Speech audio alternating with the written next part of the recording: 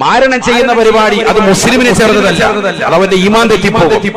സ്വന്തം സഹോദരങ്ങളെ, കുടുംബങ്ങളെ, ബന്ധുക്കളെ, നാട്ടുകാരെ, കൂട്ടുകാരെ, അയൽവാസികളെയൊക്കെ നശിപ്പിക്കുവാൻ വേണ്ടി ഇത്തരക്കാരായ ആളുകൾ ചെയ്യുന്നതാകുന്ന കൂടോത്രങ്ങൾ തീർച്ചയായും നിനക്കോ നിന്റെ കുടുംബത്തിൽപ്പെട്ടവർക്കോ നിന്റേതാകുന്ന ആശ്രിതർക്കോ നിന്റെ തലമുറകൾക്കോ അതിന്റെ ഭവിഷ്യത്ത് വന്നു ചേരാതെ ഒരാളും മരിക്കില്ല.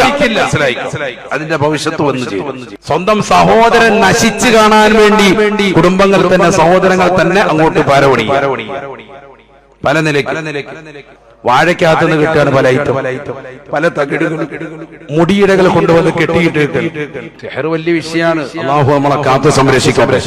അതുകൊണ്ടാണല്ലോ എപ്പോഴും ഫാത്തിഹ, ഖുൽ ഹുവല്ലാഹ്, ഖുൽ അഊദു ബിറബ്ബിൽ ഫലഖ്, ഖുൽ അഊദു ബിറബ്ബിൻ നാസ് എപ്പോഴും ഓതിയിട്ട് കയ്യിലിങ്ങനെ ഊതണം.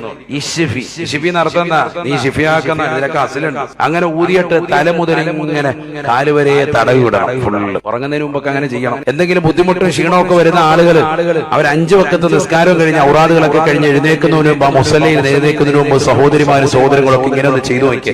നല്ല നശാത്തത്ത്, എപ്പോഴും നല്ലൊരു ഉണർവുണ്ട്. അല്ലാഹു തൗഫീഖ് തരട്ടെ. റസൂലുള്ളാഹി സ്വല്ലല്ലാഹു അലൈഹി വസല്ലം തങ്ങൾക്ക് ബുദ്ധിമുട്ട് വന്നപ്പോ പരിശുദ്ധമായ ഖുർആൻ അവതരിച്ചത് ഈ 2 സൂക്തങ്ങളാണ്. സൂറത്തുൽ ഫലഖും നാസും. നബി സല്ലല്ലാഹു അലൈഹി വസല്ലം തങ്ങൾ ഓരോ ആയത്തങ്ങോട് ഓതുമ്പോ മാഷാ അല്ലാഹ് പ്രവാചകർക്ക് നല്ല ഉന്മേഷം വീണ്ടെടുത്തു എന്ന് എല്ലാ തഫ്സീറുകളിലും കാണാം.